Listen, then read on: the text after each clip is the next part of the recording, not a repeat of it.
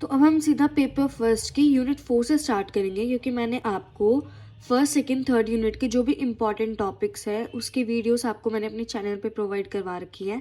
Like visual impairment हो गया, full forms हो गई, हैंडीकैप इम्पेयरमेंट एंड डिसेबिलिटी में डिफरेंस हो गया, इसके मैंने शॉर्ट वीडियोस आपको लाइक 2 या 3 मिनट की मैंने आपको प्रोवाइड करवा रखी है हर टॉपिक की। अब वहाँ पे जाके देख सकते हैं। तो हम बिना टाइम वेस्ट करते हुए यूनिट 4 से स्टार्ट करते हैं, जो है अर्ली आइडेंटिफिकेशन एंड इंटरवेंशन। तो सबसे पहले अर्ली आइडेंटिफिकेशन क्या होता है? It refers to the process of recognising any disability or developmental variation in early childhood year. It is the ability of parent, educator, health professional and other adult to recognize developmental milestone in children. तो ये topic हम पहले भी discuss कर चुके हैं कि early identification and early intervention क्या होता है। तो अर्ली आइडेंटिफिकेशन का मतलब ये होता है कि जब हम अपने बच्चे में जो उसके माइलस्टोन्स हैं, डेवलपमेंटल माइलस्टोन्स हैं, कि बच्चा 1 साल की एज तक ये करने लग जाता है, 2 साल की एज में ये करने लग जाता है, बोलने लग जाता है, चलने लग जाता है, अगर बच्चा उस चीज़ में लैक कर रहा है या फिर डिले हो रहा है उसका डेवलपमेंट, तो हम उसे अर्ली आइडेंटिफिकेशन बोलते हैं। हम आइडेंटिफाई करते हैं कि हमारा बच्चा बाकी बच्चे से स्लो है, या जो भी हमने डेवलपमेंटल माइलस्टोन सेट कर रखे हैं उस पे वो खड़ा नहीं उतर रहा, मतलब डिले हो रहा है उसका डेवलपमेंट।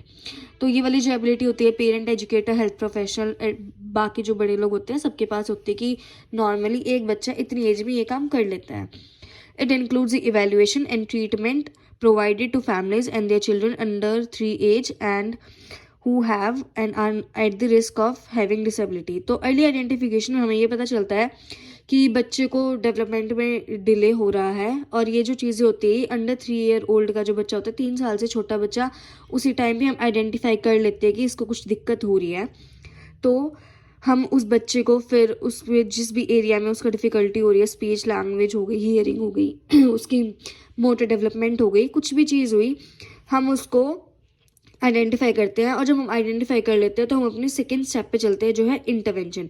अब हम इंटरवेंशन के बारे में पढ़ेंगे। इंटरवेंशन का मतलब होता है कि कोई भी चीज़ जितनी जल्दी हो सके उसे उतनी जल्दी करना, मतलब जल्दी से जल्दी हमें बच्चे को इंटरवेंशन प्रोवाइड करवाना है, मतलब उसे सपोर्ट प्रोवाइड करवाना है, जो भी उसकी नीड्स है, उसकी हेल्थ से रिलेटेड हो गया, फाइनेंशियली हो गया, उसके पेरेंट को, फैमिली को या उसके पेरेंट्स को सपोर्ट प्रोवाइड करवाना।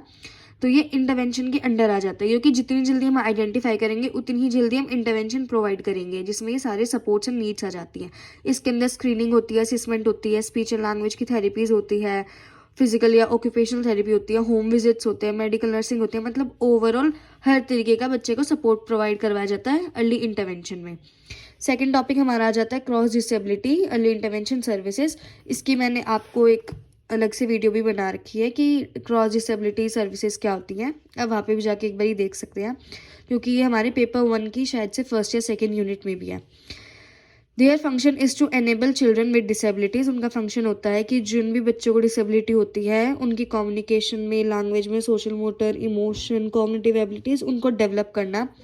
उनका काम होता है to ensure accessibility through braille, signature, tactile, flooring, मतलब हर तरीके की चीज़ें प्रोवाइड करवाना।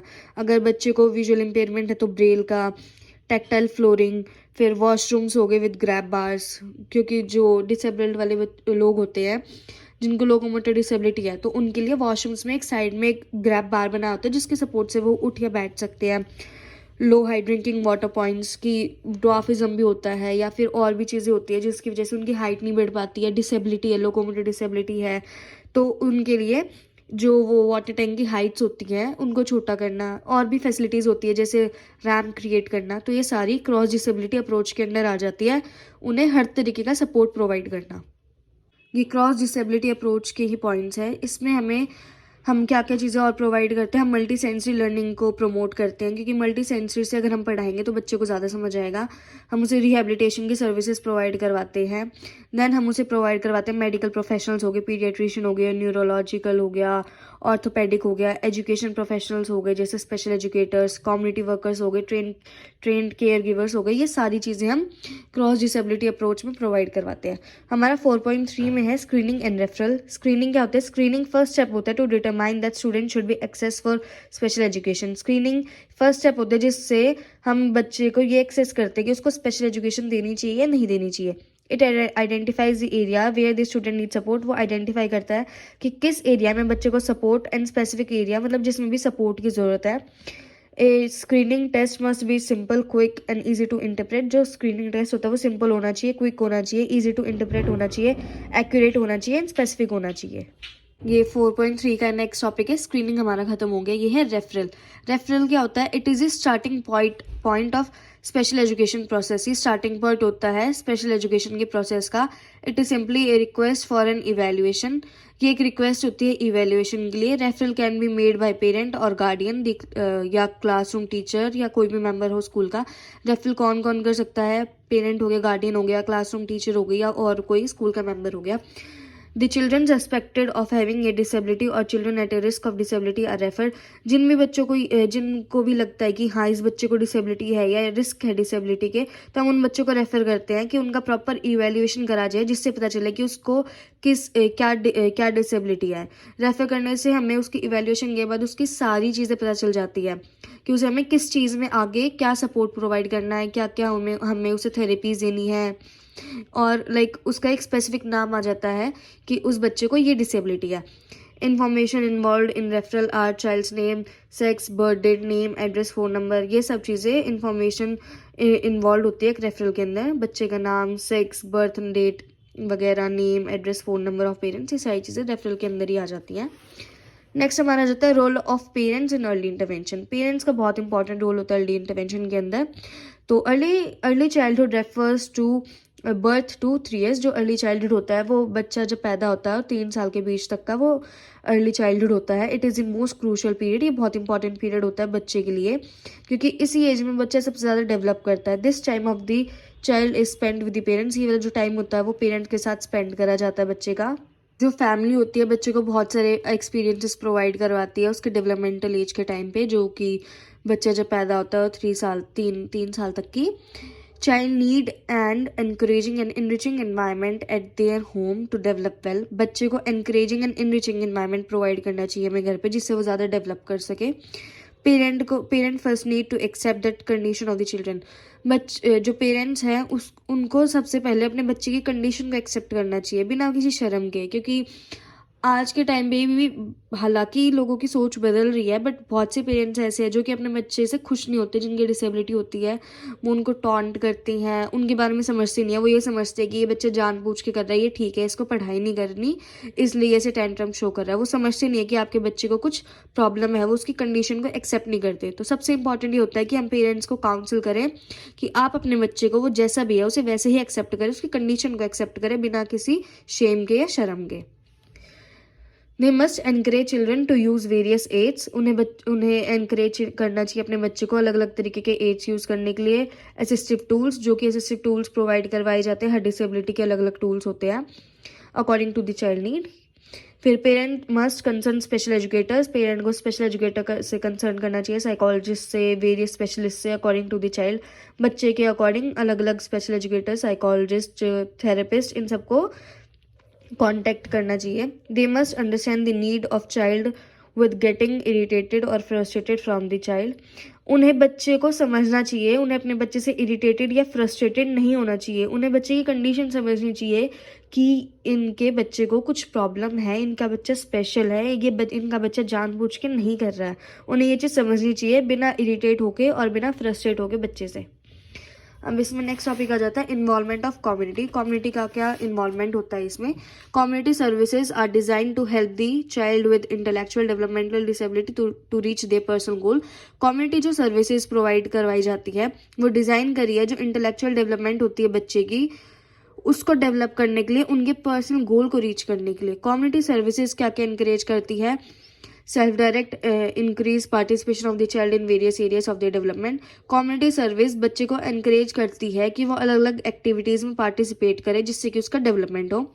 Community services support the family with financial assistance. Financially भी फैमिली को सपोर्ट करती है, बच्चे के स्कूल एक्टिविटीज़ में हेल्प करती है, उसके डेवलपमेंट में हेल्प करती है, उनके बारे में, डिसेबिलिटी के बारे में अवेयरनेस स्प्रेड करती है, फैमिलीज़ में स्प्रेड करती है अवेयरनेस इन सोसाइटी में। Community service include social workers, speech and language therapist, OT मतलब occupational therapy, medical support, educators and etcetera. तो ये सारी चीज़ें कम्युनिटी सर्विस प्रोवाइड करती है। हम अभी तक फैमिली का रोल पढ़ चुके हैं, कम्युनिटी सर्विसेज का रोल पढ़ चुके हैं। अब हम पढ़ेंगे स्पेशल एजुकेटर का क्या रोल होता है। Special educator provide intervention, special educator intervention provide करते हैं and related services to improve the child development. वो इंटरवेंशन प्रोवाइड करेंगे, वो सर्विसेज प्रोवाइड करेंगे जिससे कि उनके बच्चे की डेवलपमेंट हो सके। They care about the future of infants, वो बच्चे के फ्यूचर के बारे में कंसर्न होते हैं। Young children and youth with disabilities and their families, वो फैमिली को भी सपोर्ट प्रोवाइड करते हैं एंड उनके अंदर एक कंसर्न होती है कि इन बच्चों का भी फ्यूचर ब्राइट होना चाहिए, इन बच्चों की भी डेवलपमेंट होनी चाहिए। They work in many different environments, वो अलग अलग इन्वायरमेंट्स में काम करते हैं, जैसे स्कूल हो गया, रेजिडेंशियल फैसिलिटीज़ हो गई, होम सेटिंग्स हो गई। स्पेशल एजुकेटर इन सारी जगह पे काम करते हैं। They assess the need of the children, वो बच्चे की नीड को असेस करते हैं कि उसको किस कहाँ पे कौन से एरिया में नीड है। दे डेवलप इंटरवेंशन प्लान, वो बच्चे का इंटरवेंशन प्लान डेवलप करने में हेल्प करते हैं। They play key role in the supporting family and the child, उनका एक की रोल होता है बच्चे को एंड उसकी फैमिली को सपोर्ट करने में। तो ये रोल था रोल ऑफ स्पेशल एजुकेटर। तो ये हमारा लास्ट टॉपिक है यूनिट 4 का, जो है वेरियस मॉडल्स जो कि इंटरवेंशन में यूज़ करे जाते हैं। तो हमारा फर्स्ट मॉडल है होम बेस्ड मॉडल, सेकंड है centre based and third is combination based. तो हम होम बेस्ड मॉडल से स्टार्ट करते हैं। होम बेस में जो की पर्सन होता है उसे हम होम विजिटर्स बोलते हैं, जो कि घर पे जाके बच्चे को इंटरवेंशन प्रोवाइड करता है। तो होम बेस में बहुत सारी चीज़ें आ जाती हैं, इसे हम पहले समझते हैं। इस बुकिश लैंग्वेज से बेटर हम इसे पहले समझते हैं कि होम बेस्ड मॉडल होता क्या है। तो होम बेस्ड मॉडल हम समझ सकते हैं कि जो होम ट्यूशन्स प्रोवाइड करवाए जाते हैं वो होम बेस्ड मॉडल हो गया, क्योंकि होम ट्यूशन्स में भी जो टीचर होता है वो घर पे आके बच्चे को पढ़ाता है। तो होम बेस्ड मॉडल में भी यही होता है कि जो स्पेशल एजुकेटर हो गया, थेरेपिस्ट हो गया, या बाकी जो भी नीड्स होती हैं बच्चे की, उसके अकॉर्डिंग जो भी हम प्रोफेशनल को हायर करते हैं वो घर पे आके बच्चे को इंटरवेंशन प्रोवाइड करते हैं। तो इससे क्या होगा, जो पेरेंट्स हैं वो ज़्यादा से ज़्यादा टाइम अपने बच्चे के साथ स्पेंड कर पाएंगे। जो वो आने जाने का टाइम वेस्ट होता है सेंटर में जाने का, वो बचेगा। एंड थर्ड थिंग कि बहुत सारे बच्चों की कंडीशन ऐसी होती है कि वो सीवियर प्रोफाउंड लेवल पे होते हैं कि वो सेंटर पे नहीं जा सकते, तो उनके लिए भी हम होम बेस्ड मॉडल यूज़ करते हैं। एंड चौथी चीज़, जो लोग रूरल एरियाज़ में होते हैं, सेंटर वहाँ से बहुत दूर होता है, तो उनका मतलब वो अप एंड डाउन नहीं कर सकते इतना, उनके पेरेंट्स, या फिर और भी बहुत सारे रीजंस होते हैं कि वो अफोर्ड नहीं कर सकते। तो बहुत सारे गवर्नमेंट की फैसिलिटीज़ है या एनजीओज है जो कि होम बेस्ड मॉडल प्रोवाइड करते हैं। तो होम बेस्ड मॉडल इस चीज़ में यूज़ होता है कि घर पे जाके बच्चे को प्रॉपर इंटरवेंशन देना, जिसके अंदर आ जाती है एजुकेशन हो गई, उसकी मेडिकल फैसिलिटीज़ हो गई, एंड थर्ड उसकी थेरेपीज़ हो गई। एंड फोर्थ चीज़ जो होती है कि जो होम बेस्ड मॉडल होता है उसमें वो पेरेंट्स को भी थेरेपीज़ देते हैं, थेरेपीज़ नहीं, पेरेंट्स को भी काउंसलिंग देते हैं कि वो अपने बच्चे के साथ कैसे टाइम स्पेंड करें, अपने बच्चे के साथ क्या क्या एक्टिविटीज़ करें जिससे उनके बच्चे का डेवलपमेंट हो। तो ये था हमारा होम बेस्ड मॉडल। इसमें मेनली यही है, ये खुद ही बना के लिखने की बातें हैं, हमें खुद ही पॉइंट्स बना के लिखने हैं। ऐसा जिसमें ऐसा कुछ नहीं है कि कोई प्रॉपर डेफिनेशन है या कोई प्रॉपर पॉइंट्स है। जो मैंने आपको पॉइंट्स बनाए हैं ये आपको कन्वर्ट करके अपनी लैंग्वेज में लिखने हैं। तो सेकेंड अब हम आ जाते हैं कि सेंटर बेस में क्या होता है। अब हम सेंटर बेस को ये समझ सकते हैं कि जब हम स्कूल जाते हैं, स्कूल क्या है, एक सेंटर है, हम सेंटर में जाके पढ़ रहे हैं। तो सेंटर बेस सेटिंग में क्या आ जाएगा, जो भी हॉस्पिटल्स है, स्पेशल स्कूल्स है या ट्रेनिंग सेंटर्स है, वहाँ पे हम बच्चे को लेके जाते हैं उसकी थेरेपी के लिए, उसकी एजुकेशन के लिए, उसकी मेडिकल फैसिलिटी के लिए। तो सेंटर बेस में ही होता है। इसकी जो एडवांटेज वो ये है कि one important benefit is that opportunity of a team specialist, क्योंकि इसकी एक फैसिलिटी, एक बेस्ट पॉइंट ये है कि सेंटर में हर तरीके की फैसिलिटी प्रोवाइड करवाई जाती है, बट होम बेस में हर तरीके की फैसिलिटी एक टाइम पे नहीं प्रोवाइड करवा सकते। जैसे ऑक्यूपेशनल थेरेपी होगी, उसके लिए बहुत सारे इंस्ट्रूमेंट्स यूज़ करने पड़ते हैं, एड्स यूज़ करने पड़ते हैं, तो वो सारी चीज़ें हम घर पे प्रोवाइड नहीं करवा सकते। तो सेंटर बेस्ड का ये है कि हमें वहाँ पे एक प्रॉपर स्पेशलिस्ट की टीम मिलती है जो कि हमारे मेडिकल हो गया, एजुकेशन हो गया, फिजिकल हो गया, ऑक्यूपेशनल थेरेपी हो गई, इन सब चीज़ों का टेक केयर करते हैं, ध्यान रखते हैं। तो सेंटर बेस्ड की ये इंपॉर्टेंट पॉइंट्स है। सेंटर बेस की डिसएडवांटेज ये है कि वो ट्रांसपोर्टेशन का जो एक्सपेंस लगता है वो एक हो सकता है, एंड सेकंड ये हो सकता है कि पेरेंट्स का कम इन्वॉल्वमेंट होता है, क्योंकि वो तो अपने बच्चे को सेंटर पे भेज देते हैं, फिर पेरेंट्स का इतना इन्वॉल्वमेंट नहीं हो पाता बच्चे के साथ। उन्हें, पेरेंट्स को नहीं पता होता कि उन्हें अपने बच्चे की टेक केयर कैसे करनी है, क्या क्या एक्टिविटीज़ करवानी है। तो ये इसकी डिसएडवांटेज है सेंटर बेस की।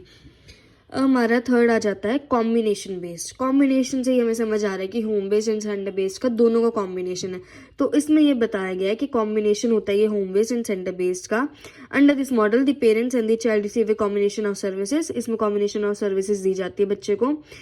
इसके अंदर जो पेरेंट्स है वो सेंटर पे भी लेके जाते हैं एंड होम पे भी उनको फैसिलिटी दी जाती है कि मतलब किसी किसी चीज़ के लिए वो सेंटर पे चले गए, किसी किसी थेरेपी के लिए वो घर पे आ गए। तो मतलब दोनों तरीके की इसमें यूज़ करा जाता है, होम बेस्ड भी एंड सेंटर बेस्ड भी, कि जो स्पेशलिस्ट है वो घर पे भी आ रहा है एंड सेकेंडली वो बच्चे को सेंटर पे भी लेके जा रहे हैं। तो दोनों तरीके की सर्विसेज प्रोवाइड हो जाती है इसके अंदर। तो ये हो गया हमारा कॉम्बिनेशन बेस्ड। तो ये 3 तरीके के मॉडल्स से अर्ली इंटरवेंशन के, home based, centre based and combination based. तो इसी के साथ हमारे पेपर फर्स्ट की 4th यूनिट कंप्लीट होती है। अगर आपको पेपर फर्स्ट की first, second and third unit के बारे में पढ़ना है, उसके जो इंपॉर्टेंट टॉपिक्स हैं एंड नोट्स है वो पढ़ने हैं, तो मैं नीचे एक प्लेलिस्ट मेंशन कर रही हूँ, आप वहाँ पे जाके वो वीडियोस देख सकते हैं। उसमें मैंने जो भी इंपॉर्टेंट टॉपिक है प्रॉपर नोट्स प्रोवाइड कर रखे हैं। Thank you.